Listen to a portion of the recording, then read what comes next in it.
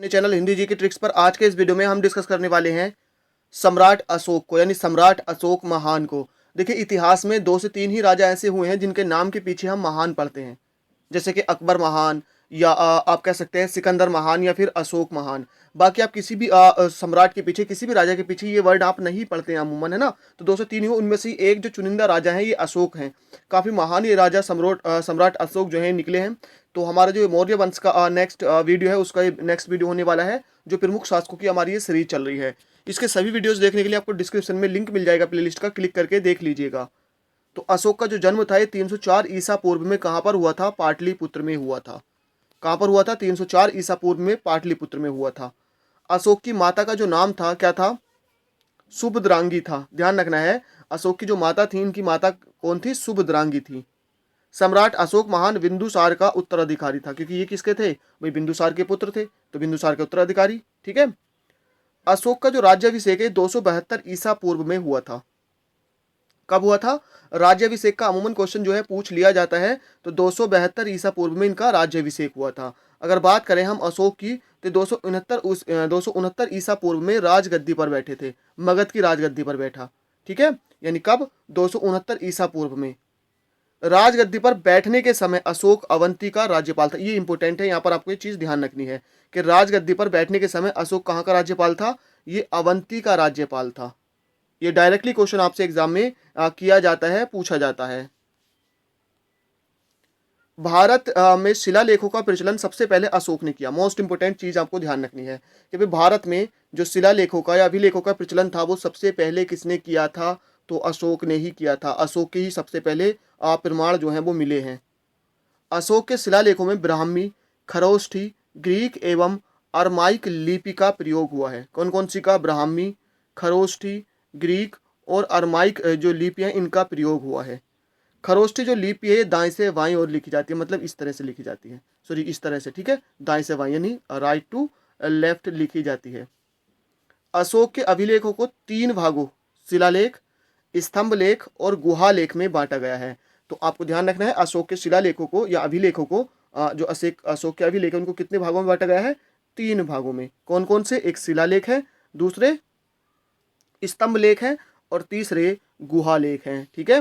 Next है, अशोक के अभिलेखों की खोज 1750 ईस्वी में पादरेटी फैनथेलर ने की थी। ये ध्यान रखना है, पादरेटी फैनथेलर ने की थी। कब की थी? 1750 में। और इनकी संख्या कितनी थी? 14 थी। तो ये ध्यान रखना है, सबसे पहले पूछा जाएगा कि भाई अशोक के जो अभिलेख थे उनको किसने खोजा था? तो फैनथेलर ने खोजा था। नेक्स्ट है, अशोक के अभिलेख सर्वप्रथम 1837 में जेम्स प्रिंसेप ने पढ़े। डायरेक्टली क्वेश्चन किया जाता है कि भाई अशोक के जो शिलालेख थे, जो अभिलेख थे, उनको पढ़ने में सबसे पहले सफलता किसने हासिल की थी? तो जेम्स प्रिंसेप ने हासिल की थी। कब की थी? 1837 में की थी। अशोक के स्तंभ लेखों की संख्या कितनी है भाई? 7 है। अशोक के स्तंभ लेख कितने हैं? 7 हैं, जो केवल ब्राह्मी लिपि में लिखे गए हैं। कौन सी लिपि में? ब्राह्मी लिपि में ये जो है लिखे गए हैं। कौशाम्बी अभिलेख को रानी का अभिलेख कहा जाता है। ये ध्यान रखना है भाई, रानी का अभिलेख कौन से अभिलेख को कहा जाता है? कौशाम्बी अभिलेख को। कौशाम्बी अभिलेख को किस नाम से जाना जाता है? रानी का अभिलेख के नाम से। अशोक का सबसे छोटा स्तंभ लेख कौन सा है? रुम्मीदेही है। रुम्मीदेही सबसे छोटा। एग्जाम में डायरेक्टली क्वेश्चन किया जाएगा कि भाई अशोक का सबसे छोटा स्तंभ लेख कौन सा है? तो ये रुम्मीदेही है। अशोक का 7वां अभिलेख सबसे लंबा है। तो भाई जो 7वां अभिलेख है सबसे लंबा, कौशाम्बी अभिलेख को रानी का अभिलेख, और सबसे छोटा अभिलेख रुम्मीदेही है। ये डायरेक्टली यहाँ से क्वेश्चन बनते हैं। अशोक के प्रथम पृथक शिलालेख में यह घोषणा की गई है कि सभी मनुष्य मेरे बच्चे हैं। पहला जो पृथक शिलालेख है उसमें घोषणा की गई है कि सभी मनुष्य मेरे बच्चे हैं। अशोक का सारेकुना यानी कंदहार शिलालेख ग्रीक एवं अरमाइक भाषाओं में प्राप्त हुआ है, यानी सारेकुना ये कंधार से प्राप्त हुआ है। ठीक है। ये जो अभिलेख है ये ग्रीक और अरमाइक भाषाओं में से ये प्राप्त हुआ है। सम्राट की सहायता के लिए मंत्रिपरिषद होती थी, जिसमें सदस्यों की संख्या 12, 16 या 20 हुआ करती थी। अशोक के टाइम की बात है। सम्राट की सहायता के लिए एक मंत्रिपरिषद होती थी, यानी मंत्रिमंडल पूरा होता था। इसमें सदस्य या तो 12 होते थे, 16 होते थे या फिर 20 होते थे। मास्की एवं गुर्जरा में इसका जो नाम है क्या है? अशोक मिलता है, यानी अशोक का जो नाम है अशोक के नाम से इनको संबोधित किया गया है, मास्की और गुर्जरा में। अगर बात करें पुराणों की, तो पुराणों में अशोक को अशोक वर्धन कहा गया है। क्या कहा गया है? अशोक वर्धन कहा गया है। अशोक ने 261 ईसा पूर्व में कलिंग पर आक्रमण किया और कलिंग की राजधानी तोसली पर अधिकार कर लिया। कब किया था? 261 ईसा पूर्व में कलिंग पर जो है आक्रमण किया था। किसने किया था? अशोक ने किया था। और जो राजधानी थी कलिंग की, उस पर अपना अधिकार कर लिया था। मिस्र के राजा फिलाडेफस, यानी जिसको टोलमी टू के नाम से जाना जाता है, इसने अशोक के दरबार में डियानिसियस नामक राजदूत भेजा था। तो ये राजदूत पूछे जाते हैं कि किसके जो दरबार में रहता था। तो डियानिसियस ये किसके दरबार में था? अशोक के दरबार में भेजा था। टोलमी टू ने भेजा था। अशोक ने बौद्ध धर्म की जो दीक्षा थी उपगुप्त नामक बौद्ध भिक्षु से ली थी। तो आपसे ये तो नहीं पूछा जाएगा, एग्जाम में काफ़ी कम पूछा जाता है कि डायरेक्टली दीक्षा के लिए। ये पूछा जाता है कि निम्नलिखित में से कौन अशोक के समकालीन था? तो कौन था भाई? उपगुप्त था, क्योंकि उपगुप्त से ही जो था इनसे अशोक ने बौद्ध धर्म की दीक्षा ली थी। अशोक ने आजीविकों को रहने हेतु बराबर की पहाड़ियों में 4 गुफाओं का निर्माण कराया।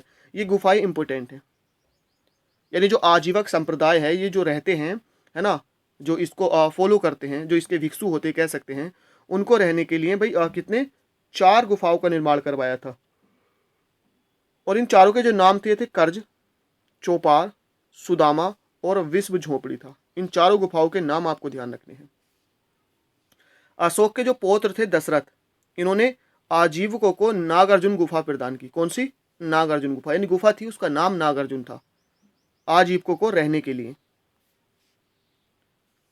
नेक्स्ट है अशोक के 7वें स्तंभ लेख में आजीवकों का उल्लेख किया गया है। आपसे एग्जाम में डायरेक्टली ये पूछा जाएगा कि भाई अशोक के कौन से स्तंभ में आजीवकों का उल्लेख है? तो कौन से? 7वें स्तंभ में किया गया है। आजीवक संप्रदाय की स्थापना मक्खली गोसाल ने की थी। किसने की थी? मक्खली गोसाल ने आजीवक संप्रदाय की। अशोक ने बौद्ध धर्म के प्रचार के लिए अपने पुत्र महेंद्र और पुत्री संघमित्रा को श्रीलंका भेजा था। ये दोनों पुत्र और पुत्री आपको ध्यान रखने, और भी थे, लेकिन ये डायरेक्टली क्वेश्चन पूछा जाएगा कि जो बौद्ध धर्म के प्रचार प्रसार के लिए किसको भेजा था? तो महेंद्र पुत्र था और संघमित्रा इनकी पुत्री थी, इनको श्रीलंका भेजा था। अशोक के समय मौर्य साम्राज्य में प्रांतों की संख्या कितनी थी? 5 थी। अशोक के समय मौर्य जो साम्राज्य था उसमें प्रांतों की संख्या कितनी थी? 5 थी। और प्रांतों को क्या कहा जाता था? चक्र कहा जाता था, चक्र। प्रांतों के प्रशासक कुमार या आर्यपुत्र या राष्ट्रिक कहलाते थे। जो अशोक के समय में मौर्य साम्राज्य में प्रांत थे, 5 थे। अब इनके जो प्रशासक थे, यानी जो इसमें देखते थे कामकाज, इन पे जो शासन करते थे, जैसे नीचे होते हैं ना, तो इनको क्या कहते थे भाई? कुमार, आर्यपुत्र या राष्ट्रिक कहलाते थे। प्रांतों का जो विभाजन है ये विषय में किया गया है, यानी जो प्रांतों का विभाजन विषय में किया गया है, जो क्या कहलाते थे? विषयपति के अधीन होते थे। यानी जो प्रांत थे भाई, 5 प्रांत थे साम्राज्य में। अब जो प्रांत थे, प्रांतों को डिवाइड किया गया था किसमें? विषय में। और विषय में जो भी होते थे किसे? विषयपति के अधीन होते थे। इनकी जो देख रेख करता था उसको क्या कहते थे? विषयपति कहते थे। यानी मौर्य साम्राज्य 5 प्रांतों में डिवाइड था, फिर जो प्रांत थे वो विषय में डिवाइड थे। प्रशासन की सबसे छोटी इकाई ग्राम थी। कौन थी? ग्राम थी। इसका मुखिया कौन होता था भाई? ग्रामीक कहलाता था। यानी प्रशासन में जो सबसे छोटी इकाई होती थी वो ग्राम होती थी और इसका मुखिया ग्रामीक था। प्रशासकों में सबसे छोटा कौन होता था? गोप होता था। सबसे छोटा जो प्रशासक थे, जो देखरेख करते थे प्रांतों की, उनमें सबसे छोटा होता था गोप। और ये 10 गांवों का शासन संभालता था। गोप 10 गांवों का शासन। अशोक की मृत्यु 232 ईसा पूर्व में हुई थी और अशोक की जो समाधि है पाटलिपुत्र में है।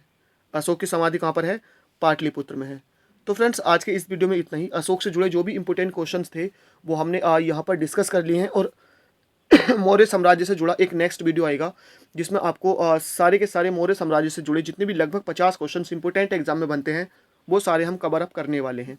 तो थैंक यू फॉर वॉचिंग, मिलते हैं नेक्स्ट वीडियो में।